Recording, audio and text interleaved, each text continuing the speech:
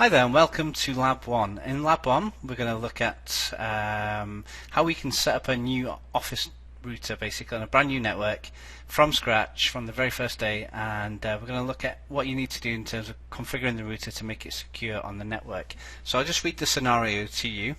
You are a new employee at CPT Bytes. It is your first day and you've just connected the new office router. The router is all powered up and ready to go. You check your emails and see the following. Message from the boss.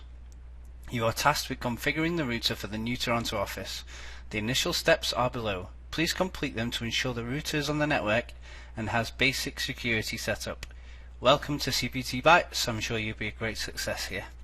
As you can see underneath, we have the initial router configuration section, and it details the tasks that actually need to be completed. It is your first day, and this would be a little bit harsh for a first day, but it does happen. Sometimes you get thrown in at the deep end, right? So the first task, the first video, will be protect console access by adding the password Cisco to the router. Also set the exec timeout to be 5 minutes. So essentially what that means is we want to stop somebody being able to connect a console cable to our router and having full access to the router without even entering a password. We need to remedy that situation straight away. Also, we need to set the exec timeout to be 5 minutes. Exec timeout is just pretty much what it sounds like, really. Any session that's currently in exec mode, which we'll talk about later, which is basically privilege mode, if it's there for 5 minutes without you moving the cursor or you sort of entering any commands or doing anything on the router at all, it'll time out in 5 minutes, just like when you leave your PC unattended for 5 minutes or whatever value you've set your PC to, and it automatically locks and then you need to lock in. It's exactly the same with the exec timeout. So I'm going to show you how to set those. So let's pull up GNS3 and we'll look on our Calgary router, and currently you can see I just was able to log in, and it didn't require any password. If I just log out and show you from the very, so this is, imagine I've just connected a console cable, I press enter, I have full access now to the router, I can do whatever I want. So we need to remedy that. So let's move into configuration mode and we go to line console 0. The first thing we need to do is enter a password. So if I hit the question mark, I can either enter an existing hash, so like a hidden password will follow.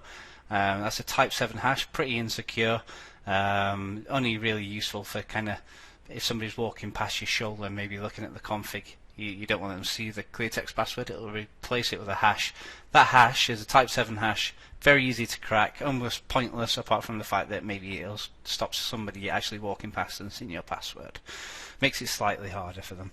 So the password we'll choose, we'll just put it in clear text, is Cisco, and we need to set the exec timeout also.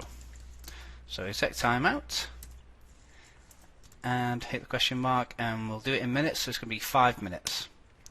And that's all we need to do, really. Let me show you the config as it stands. So if I do a show run, in fact we'll do show running config pipe, and then we'll begin the config at the word line. So it'll scan through the config, it'll find the very first instance of the word line, and that'll show you my config. That just saves us scrolling down all the time through the configuration.